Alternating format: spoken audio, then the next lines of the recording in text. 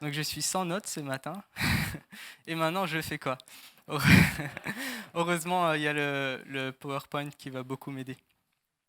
Donc pour répondre à la question et maintenant je fais quoi? Je vais d'abord parler un peu d'autre chose. Est-ce qu'il faut appuyer sur un... Ah oui, hop, on. Génial. Donc on a tous un corps. On est d'accord, on a tous des jambes, des pieds, des têtes, voilà, tout ça. On a tout ça. Et ce qu'on a aussi, c'est une âme. L'âme, elle n'est pas visible, mais on sait qu'elle est là. C'est qui on est, c'est voilà, la personne que tu es. Ce n'est pas ton corps, c'est ton âme. Il y a une relation entre les deux, c'est que voilà, ton âme, elle habite dans ton corps. L'endroit où l'âme est, c'est dans ton corps. Sauf que le corps, à cause de la chute, tout ça, ben, il est livré au péché. Il est livré au mal, il est livré à la mort. Donc parce que notre âme est dans un corps qui est livré à la mort, ben notre âme aussi elle est tachée par la mort. À chaque fois qu'on fait des choses mal, qu'est-ce qui se passe? Ah, notre conscience, ça fait mal. Et on a une conscience qui est voilà, tachée par le mal, par la mort. Je vais me mettre ici pour lire si ça vous va. Je découvre donc cette loi, alors que je veux faire le bien, c'est le mal qui est à ma portée. En effet, je prends plaisir à la loi de Dieu dans mon être intérieur, mais je constate qu'il y a dans mes membres une autre loi. Elle lutte contre la loi de mon intelligence et me rend prisonnier de la loi du péché qui est dans mes membres. Malheureux que je suis, qui me délivrera de ce corps de mort. Donc on voit qu'il y a vraiment un problème dans mes membres et avec ce corps. Donc, Dieu a dans le cadre où l'homme est livré à lui-même, où notre âme est dans ce corps de mort, Dieu a donné des lois. Tu ne tueras point, tu ne mentiras pas, fais du bien aux autres, tu ne désireras pas ce que les autres ont. Dieu a donné toutes ces choses-là. Et c'est des bonnes choses. Quand on regarde ça, de notre intelligence, on se dit, oui, je suis d'accord, oui, je ne veux pas mentir, oui, je veux faire le bien. Sauf que c'est un peu comme, on va dire, je vais me créer une petite cible. Ceci est ma cible. Donc, je suis dans une situation où quelqu'un me demande quelque chose. Je dis, bon, allez, je vais lui dire la vérité. Et là, un mensonge sort de ma bouche. Oh, mince, mais c'était plus fort que moi. Je voulais dire la vérité et je me retrouve à mentir. Je me retrouve dans une situation où je vois quelqu'un qui a quelque chose de super que j'aimerais trop. Et là, avant même... Oh, ok, je vais la refaire. Je suis censé rater la cible. Je rate la cible, de nouveau. Genre, oh mince, mais dans mon cœur, j'ai désiré ce que la personne au point que limite, j'étais jaloux, j'aurais envie de la frapper pour avoir ce qu'elle a. Il s'est passé quelque chose dans mon cœur qui est mauvais. Et en fait,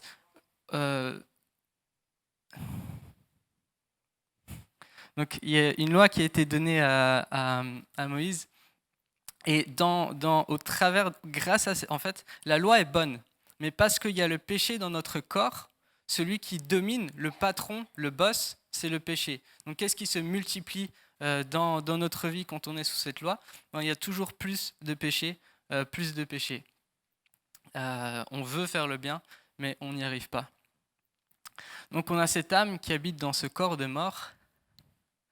Et heureusement, Dieu ne veut pas nous laisser comme ça, il a prévu une solution. Je vais tracer un chemin en plein désert, mettre des fleuves dans les endroits arides. En effet, je verserai de l'eau sur la terre qui a soif, des ruisseaux sur le terrain sec. Je déverserai mon esprit sur ta descendance et ma bénédiction sur tes rejetons. Donc notre corps, c'est comme un terrain sec. Notre âme, elle est asséchée. Si tu ressens un vide en toi, ou genre tu dis mais il me manque quelque chose, c'est ça en fait, il n'y a pas de vie. Sans eau, il n'y a pas de vie. Et donc Dieu a promis qu'il enverrait de l'eau. De l'eau pour donner la vie. Mais quelle est cette eau? Dans Jean 4, Jésus parle à une femme qui a eu plusieurs maris, tout ça, qui vient puiser de l'eau. Et Jésus lui dit, moi j'ai de l'eau qui donne la vie. Jésus lui dit, j'ai de l'eau qui donne la vie. Après, juste avant, il a parlé avec un pharisien, il lui a dit, à moins de naître d'eau et de vent, on ne peut pas entrer dans le royaume de Dieu. Donc vraiment, il y a cette notion d'eau qui doit être présente. En effet, vous êtes nés de nouveau, non pas d'une semence corruptible, mais d'une semence incorruptible, grâce à la parole vivante et permanente de Dieu. Donc là, on voit qu'est-ce qu'il y a. On est né de nouveau. Comment? Grâce à la parole vivante. Il nous a sauvés.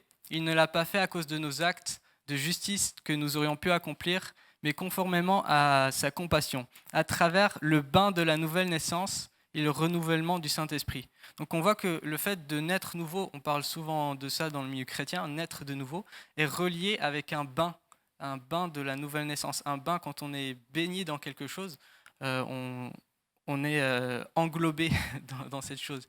C'est pas quelque chose c'est pas un petit jet d'eau. Déjà, vous êtes purs à cause de la parole que je vous ai annoncée. Donc, qu'est-ce qu'on voit? Qu'est-ce qui purifie? Qu'est-ce qui rend pur? C'est Jésus qui parle là. Quand Jésus parle, cela rend pur.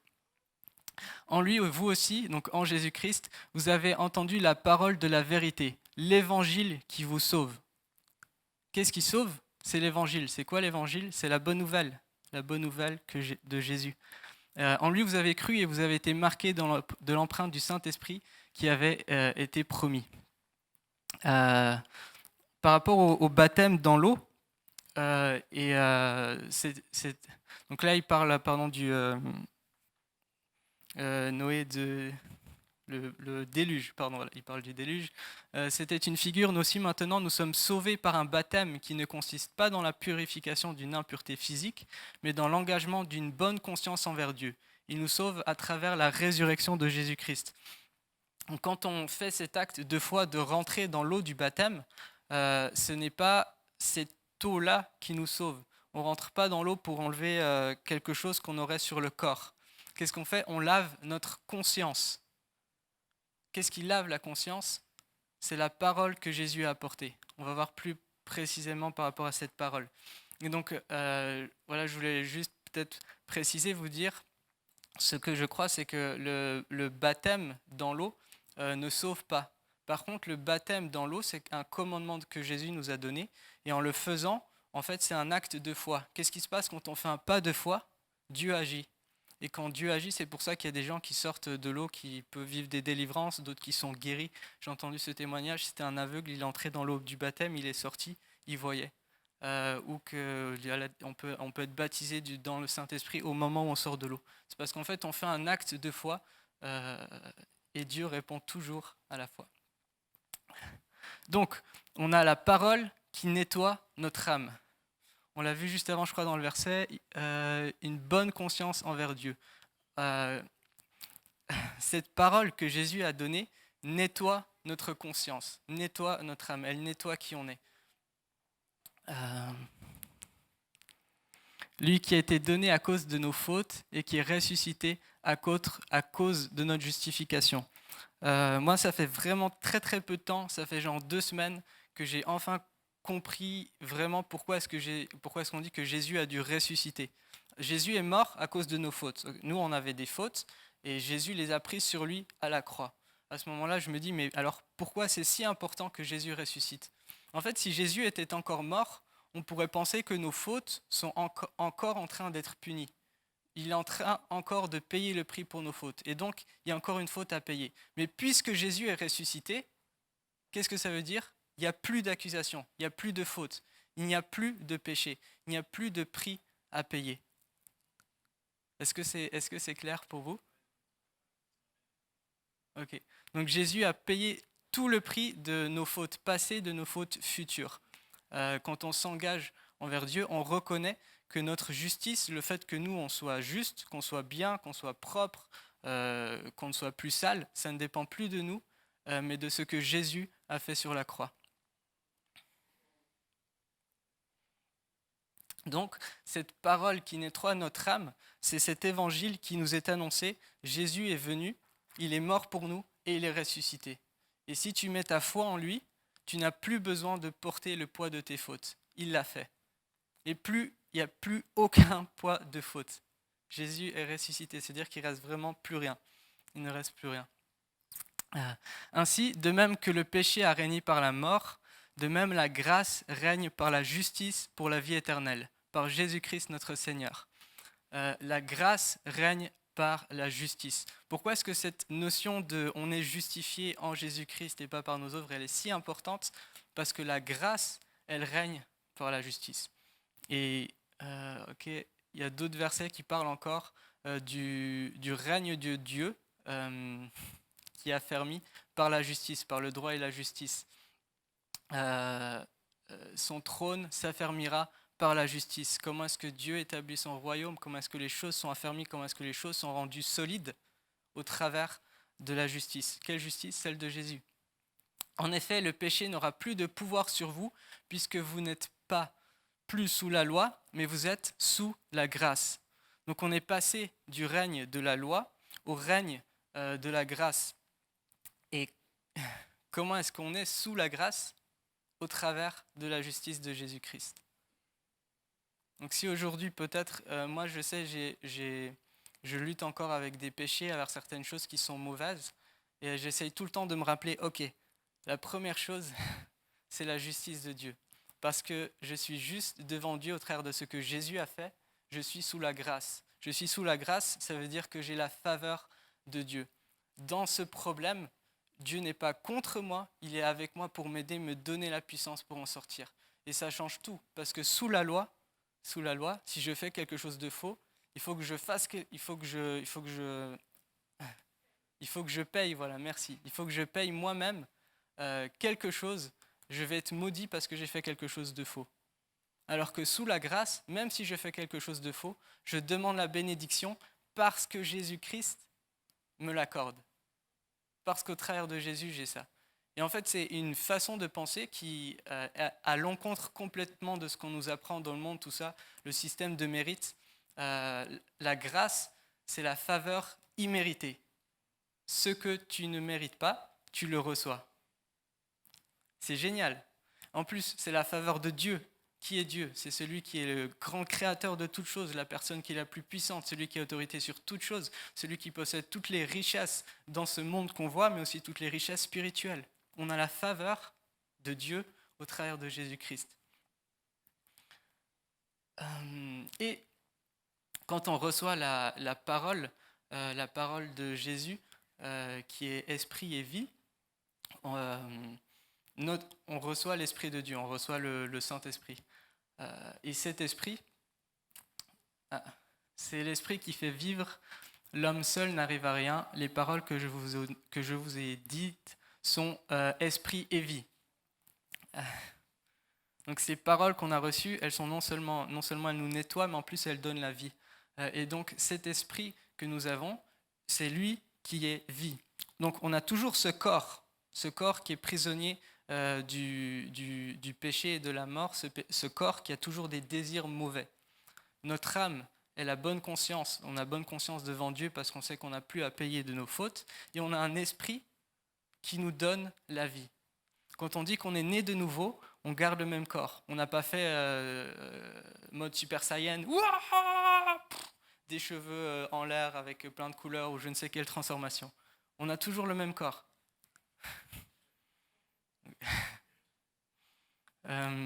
Et maintenant, on arrive à la question, et maintenant, je fais quoi? Maintenant que mon corps, je sais que mon corps est toujours dans la mort, on a ma bonne conscience, j'ai cet esprit qui me donne vie, il y a la parole de Dieu qui me nettoie. Maintenant, je fais quoi? J'attends. Je regarde qu'est-ce qui se passe. Moi, j'avoue que pendant longtemps, j'étais bloqué à ce stade-là. Dieu m'a beaucoup parlé les dernières semaines par rapport à ça. Et j'ai envie de mettre en pratique ce qu'il m'a dit et je voulais aussi vous le partager. Maintenant, je fais quoi? Mais maintenant, nous sommes totalement séparés de ce qui nous écrasait, la mort et le péché. Alors nous pouvons servir Dieu d'une façon nouvelle, en obéissant à l'Esprit Saint, et nous ne servons plus Dieu à la manière d'autrefois, en obéissant à la loi de Moïse. Maintenant, il y a un nouveau patron, en plus de la grâce, ou la même chose que la grâce, on peut le voir différemment, c'est l'Esprit Saint. Il y a une nouvelle personne qui est patron, roi, seigneur, maître, je ne sais pas quel autre mot utiliser. Donc on a cette nouvelle loi où la grâce, c'est le règne de la grâce et c'est le règne de l'esprit.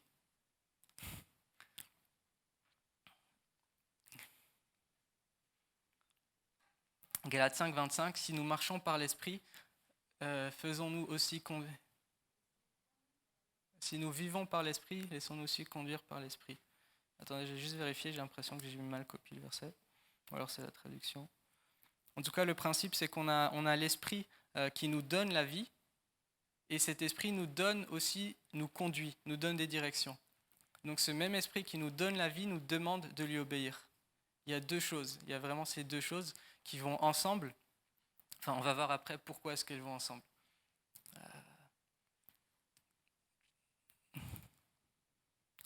Voici donc ce que je dis, marchez par l'esprit et vous n'accomplirez pas les désirs de votre propre nature.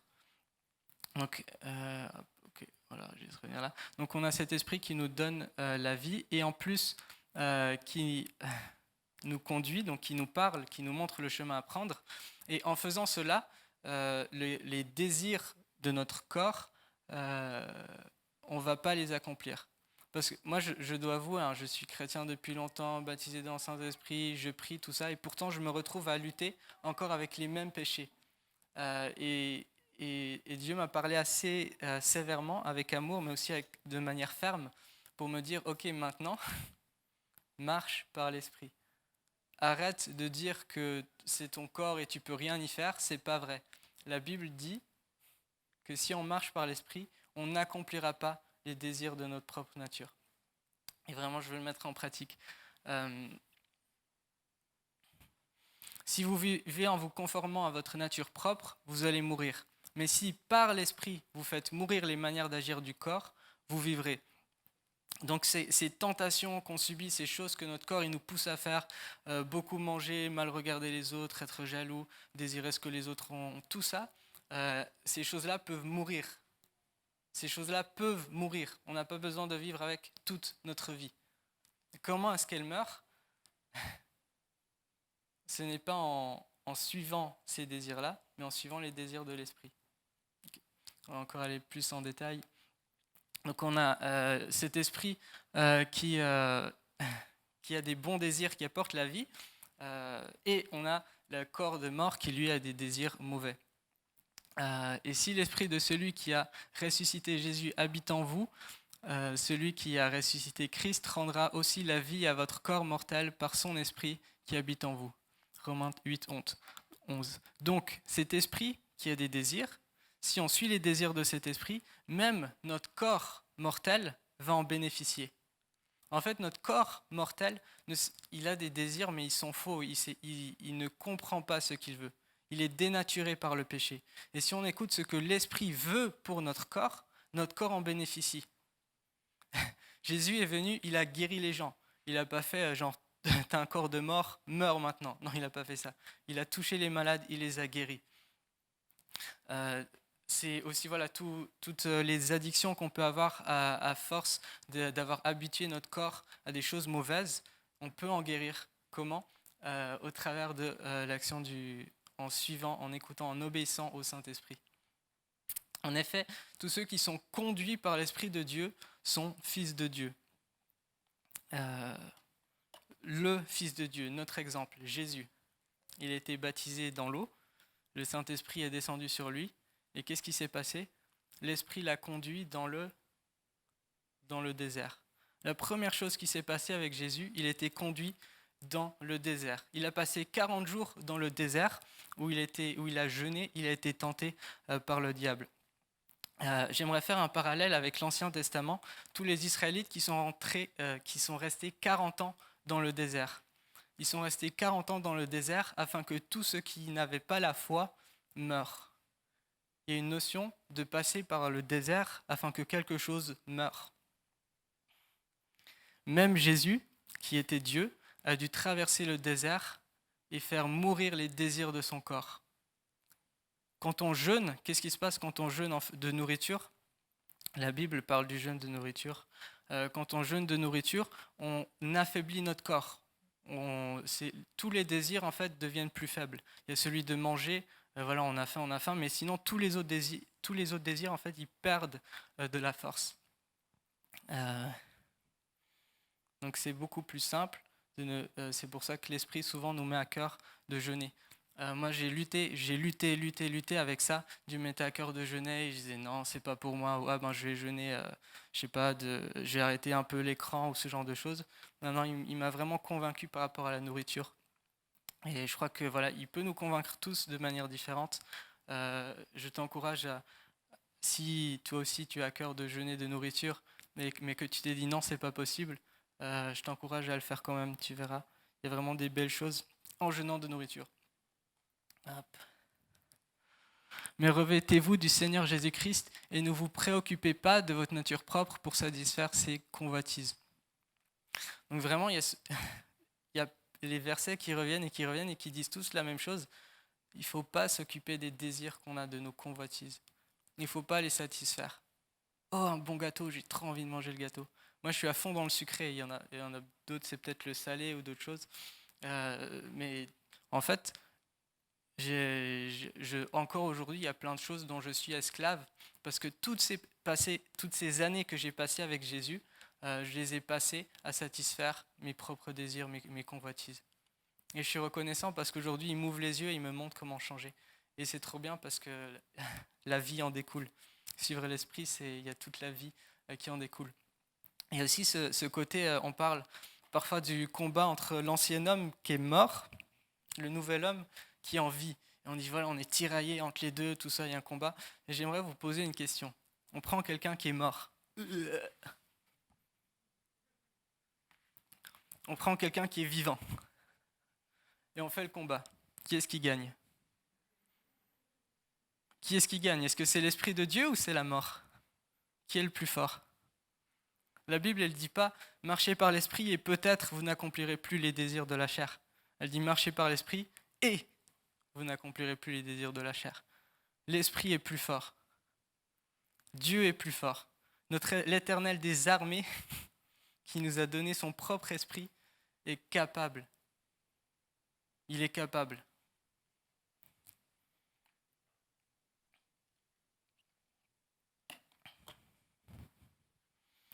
Le Seigneur ici, c'est l'Esprit Saint. Et quand l'Esprit du Seigneur est présent, la liberté est là. Notre visage à nous tous est sans voile et la gloire du Seigneur se reflète sur nous comme dans un miroir. Alors le Seigneur, qui est l'Esprit, nous transforme. Il nous rend semblables à lui avec une gloire toujours plus grande. On parle souvent de Jésus Seigneur. En fait, l'Esprit Saint, c'est l'Esprit de Jésus, c'est l'Esprit de Dieu.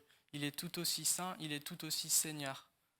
Dieu nous l'a donné, c'est que l'Esprit Saint, on est intimement lié à l'Esprit. Ça n'empêche pas qu'en plus d'être un ami, c'est un Seigneur. En plus d'être un défenseur, un réconforteur, quelqu'un qui nous encourage, quelqu'un qui est là pour nous aider, c'est aussi le Seigneur, le roi, celui qui décide. Moi, j'ai tendance à l'oublier. Écoutez, comment, voilà, on parle d'obéir à l'esprit, tout ça. On va essayer de prendre quelques exemples concrets. Et pour ça, Mira, si tu es d'accord, de venir partager ton témoignage.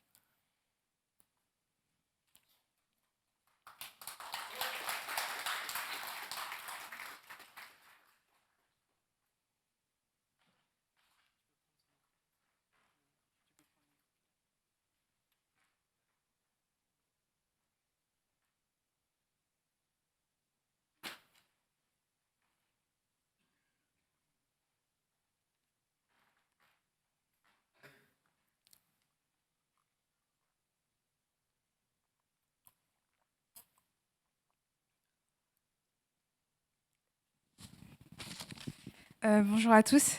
Moi, c'est Mira et j'ai toujours grandi dans cette église. Je suis née dans cette église et donc depuis toute petite, j'ai cru en Dieu. Et malgré ça, j'allais quand même à l'église par obligation et parce que pour moi, c'était comme ça qu'il fallait agir en tant que chrétien. Et j'y allais aussi pour voir mes amis et pour passer de bons moments avec vous tous. Et en grandissant, je recherchais de plus en plus Dieu. Et je me demandais s'il existe, pourquoi je continue à faire ma vie et prendre mes propres décisions de moi-même. Et Du coup, j'ai commencé à avoir du doute, à me demander si Dieu existait vraiment. Mais j'ai toujours compris que tout ce qui m'arrivait de bien, ça venait de Dieu. Mais en même temps, je me rendais compte que je ne connaissais pas du tout Dieu et j'avais vraiment envie de le connaître. Donc pendant plusieurs années, j'ai essayé de plus m'impliquer, de m'efforcer d'être une bonne personne à la vue de tout le monde. Jusqu'à cette année où j'ai pu rencontrer lors d'une soirée louange plein de frères et sœurs qui m'ont inculqué en fait qui était vraiment Dieu et que c'est avant tout une histoire de relation avec lui. Et j'ai vraiment pu vivre ça. Et tout d'un coup, j'étais vraiment remplie du Saint-Esprit et j'ai pu commencer aussi à l'écouter. Et je me souviens, une fois, j'étais chez Raphaël et on avait fait un temps d'écoute ensemble. Et j'avais juste des paroles de chansons qui revenaient dans ma tête. Et du coup, je l'avais dit à Raphaël. Et de ça, il a pu vraiment interpréter ces paroles pour ma vie personnelle. Et ça m'avait vraiment touchée. Et du coup, le confinement est arrivé. Et j'avais plus ses frères et sœurs pour m'apprendre qui était Dieu. Donc j'ai essayé de le faire toute seule. Et j'ai vraiment été remplie du Saint-Esprit aussi pendant le confinement. Et j'avais vraiment ce désir de pouvoir le suivre et l'accepter plus comme mon sauveur, mais comme mon Seigneur. Et à partir de ce moment-là, j'avais vraiment ce désir de faire cet acte de foi et de me faire baptiser. Donc après le confinement, il y a eu le déconfinement et j'ai pu me faire baptiser. Et à partir de ce moment-là, vraiment tout a changé dans ma vie. Et j'essaie de tout faire pour, dans ma vie, qui puisse contribuer à la gloire de Dieu. Et maintenant, vraiment, ma vie a changé. J'ai une nouvelle conscience, une nouvelle intelligence. Je marche vraiment en relation avec Dieu et aussi dans son écoute. Et dans Galates 2, verset 20, il est dit « J'ai été crucifié avec Christ, et si je vis, ce n'est plus moi qui vis, mais c'est Christ qui vit en moi. Si je vis maintenant dans la chair, je vis dans la foi au Fils de Dieu, qui m'a aimé et qui s'est livré lui-même pour moi. » Et c'est vraiment ce que je vis maintenant. Et je vous invite aussi, vous, d'être des lumières dans ce monde. Et je vous invite à écouter Dieu, qui puisse vous utiliser dans ce monde comme il peut m'utiliser moi. Alors soyez vraiment fortifiés et conduits par l'Esprit chaque jour de votre vie.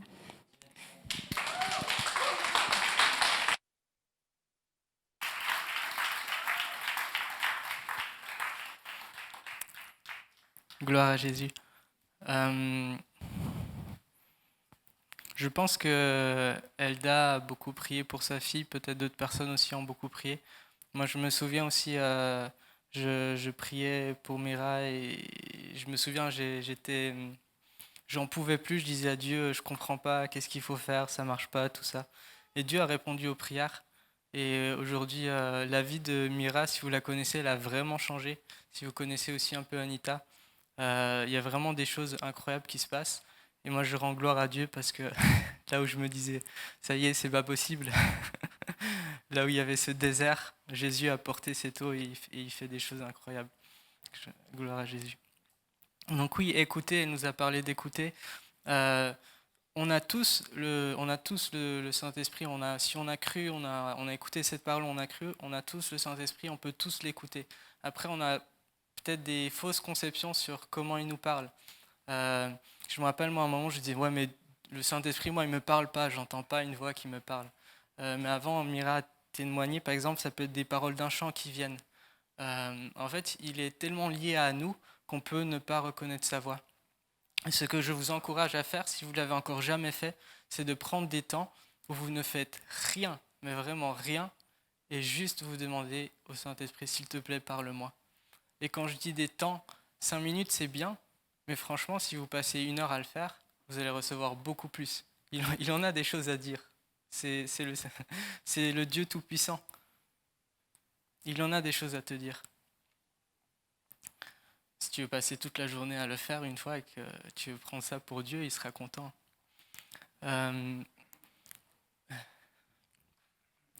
Jésus reprit donc la parole et leur dit, en vérité, je vous le dis, le Fils ne peut rien faire de lui-même, sinon ce qu'il voit le Père accomplir. J'ai un peu raté l'écriture de ce verset. Tout ce que le Père fait, le Fils le fait pareillement. Jésus, il était en train de dire, tous ces miracles que vous me voyez faire, enfin toutes ces choses incroyables, c'est pas moi qui me dis, ah tiens, je vais aller faire quelque chose de génial là-bas. C'était le Père, le Père qui lui montrait, voilà ce que je veux que tu fasses, et le Fils obéissait. Et nous, c'est pareil, si on veut vivre une vie de miracle, si on veut voir des choses incroyables, il faut qu'on apprenne à écouter.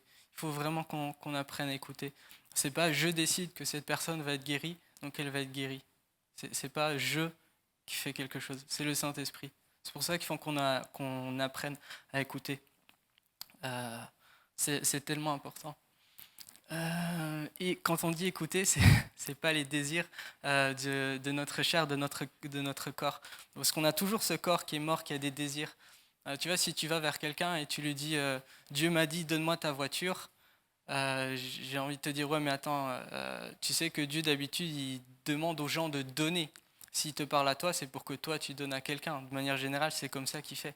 Si tu vas vers quelqu'un et que tu lui dis Dieu m'a dit, on va se marier ensemble, ou enfin, il y a plein de trucs comme ça qui sont abusés, qui font qu'aujourd'hui, on a un peu peur d'écouter. Soyez sages. Si c'est quelque chose de vraiment important, ben prenez plusieurs personnes et dites voilà, j'ai quelque chose, je crois que j'ai reçu quelque chose. On va regarder ensemble. Est-ce que vous pensez aussi que c'est vrai ou pas? Ne, ne partons pas dans des délires charnels en disant Dieu m'a dit pour juste satisfaire nos désirs. En effet, aucun de nous ne vit pour lui-même et aucun ne meurt pour lui-même. Si nous vivons, c'est pour le Seigneur que nous vivons. Si nous mourons, c'est pour le Seigneur que nous mourons. Ainsi, soit que nous vivions, soit que nous mourions, nous appartenons au Seigneur. Donc si là il parle de la mort physique, mais enfin, ce qui veut dire, c'est que voilà, notre vie ne nous appartient plus. Notre vie ne nous appartient plus. Elle appartient au Seigneur. Elle appartient à Jésus. Comment est-ce que ça se fait en pratique? C'est parce que ça se fait au travers du Saint-Esprit. En écoutant le Saint-Esprit, en obéissant au Saint-Esprit, tout ça. Comment est-ce que Jésus règne dans notre vie? Il règne dans notre vie au travers du Saint-Esprit. Que chacun de vous cherche à plaire à son prochain pour son bien en vue de le faire grandir dans la foi. En effet, Christ n'a pas recherché ce qui lui plaisait, mais comme il est écrit, les injures de ceux qui l'insultent sont tombées sur moi. Donc, aimez-vous les uns les autres comme je vous ai aimé, cherchez à donner aux autres, mais pas pour satisfaire leurs désirs charnels à eux, pour les faire grandir dans la foi. Moi, j'ai remarqué à un moment donné, je flattais les gens. Je voulais que les gens, voilà, je flattais les gens comme ça, ils m'aimaient bien. Mais en fait, je flattais leur ego. Au lieu de donner des vrais compliments, je flattais. Et donc, je poussais les gens à tomber dans le péché de l'orgueil. Je donnais quelque chose de mauvais.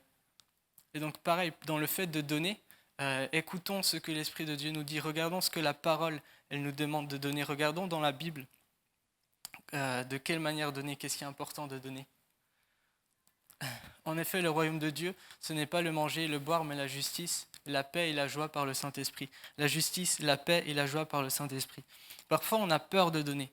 On se dit, mais si je donne, qui va s'occuper de moi? Et si je donne, j'aurai pas assez, je serai triste. Et si je donne, ta ta ta ta ta ta ta. Mais en fait, donner, prier pour les autres, aimer les autres, tout ça, c'est le royaume de Dieu. Et le royaume de Dieu, il y a la justice, la paix et la joie. Si tu cherches la paix, ne t'enferme pas tout seul à t'occuper de tes besoins. Si tu cherches la justice, si tu cherches la joie, ne t'enferme pas tout seul à t'occuper de tes propres besoins. Va t'occuper des autres. C'est contre-intuitif, mais c'est ce que Dieu nous demande. C'est ce que Jésus a fait. Ce que je vous commande, c'est de vous aimer les uns les autres. Je vous en supplie, frères et sœurs, par notre Seigneur Jésus-Christ et par l'amour de l'Esprit, combattez avec moi en adressant à Dieu des prières en ma faveur. C'est Paul qui parle, genre le Paul, celui qui a écrit, je crois, la moitié des lettres du Nouveau Testament. C'est un gars qui allait partout évangéliser. Le gars, il est fort dans la foi, il est fort, c'est un adulte, il est mature. Qu'est-ce qu'il dit? Priez pour moi. Si Paul avait besoin de prière, la personne qui est assise à côté de toi, la personne qui est 2 rangs devant toi, derrière toi, elle a aussi besoin de prière. Il faut qu'on prie les uns pour les autres. Vous savez, il y a ce verset qui dit « Tout concourt au bien de celui qui croit ». Juste avant, le verset parle de la prière, de prier les uns pour les autres. Je vous raconte vite fait un témoignage cette semaine. Il y a un ami qui vient chez moi, on s'était donné rendez-vous le matin. Il était vraiment mal, vraiment mal. On discute un peu et j'écoute Dieu pour savoir voilà quoi faire, parce que moi je sais pas quoi faire. Et je ressens juste qu'il faut que je commence à prier pour lui. Je lui demande est-ce que tu es d'accord que je prie pour toi. Je commence à prier pour lui. Je ne sais pas quoi dire. Alors je parle en langue, 10 minutes. J'ai toujours quasiment dit aucun mot en français. 15 minutes, 20 minutes, une demi-heure, une heure. Pendant une heure, je priais pour lui juste en langue, je ne savais pas quoi dire. Après cette heure-là, j'ai commencé à recevoir des paroles en français. Et donc je lui disais ces paroles. Et là, il a commencé à pleurer. Enfin, son cœur a été guéri. Il est ressorti avec une grande joie et une grande paix. Mais pendant une heure, moi j'étais là à me dire, bon ben je parle en langue, ok, il faut que je prie pour lui, je ne sais pas ce que je dis, j'ai aucune idée de ce qui se passe, tout ça, mais juste je prie. Il y a une notion de persévérance que je suis en train d'apprendre et peut-être qu'on a plusieurs à avoir besoin d'apprendre, pas juste lire la parole 5 minutes, un verset par-ci par-là, mais se dire, ok, je prends le temps, je prends une heure, je prends 2 heures. Je sais pas, j'ai des vacances, allez, je fais une folie, j'offre ce jour-là en entier à Jésus-Christ. Toute la journée, je la vis que pour lui, juste à prier, à lire la Bible et à faire ce qu'il me demande de faire. Ça paraît peut-être bizarre, mais Jésus, c'est notre Seigneur, c'est celui qu'on aime. Si tu es marié ou tu as un super bon ami, tu vas passer du temps avec lui. Une journée à passer avec un ami, c'est normal. Une semaine à passer avec ta femme ou ton époux, ton épouse, c'est normal. Pourquoi est-ce qu'on ne fait pas ça avec Jésus? Et je me le dis à moi-même, j'essaie de mettre ça en pratique de plus en plus. Se consacrer, prier quand vous demandez, vous ne recevez pas parce que vous demandez mal dans le but de satisfaire vos passions. Oui, je voulais aussi encore une fois préciser, quand on prie, Dieu nous donne, mais si on prie pour satisfaire les désirs de notre corps, il ne va pas demander. Donc pour prier, en fait, il faut écouter l'Esprit, savoir ce que l'Esprit veut que nous, on prie. Pour ça, il y a toute la Bible, mais il y a aussi vraiment quelque chose de puissant, c'est quand tu demandes à Dieu, ok, qu'est-ce que tu veux que je te demande? Vraiment, moi j'ai fait ça et j'ai découvert des choses incroyables. Tu demandes à Dieu comment tu veux que je prie. Quelles sont les paroles que tu veux qui sortent de ma bouche? Et ensuite tu pries. Donc c'est bien d'étaler notre cœur à Dieu, de lui dire tout ce qu'on a sur ça, tout ça. Parfois, il faut juste prendre le temps de dire, ok, qu'est-ce que tu veux? Parce que l'Esprit nous dit quoi prier, ensuite on demande à Dieu, et Dieu nous exauce parce qu'on a prié de la bonne manière. Vraiment, Jésus, l'Esprit, tout ça est au centre, et on a besoin de Jésus, on a besoin de l'Esprit pour faire absolument tout ce qu'on a à faire. Conclusion. Jésus vous aime.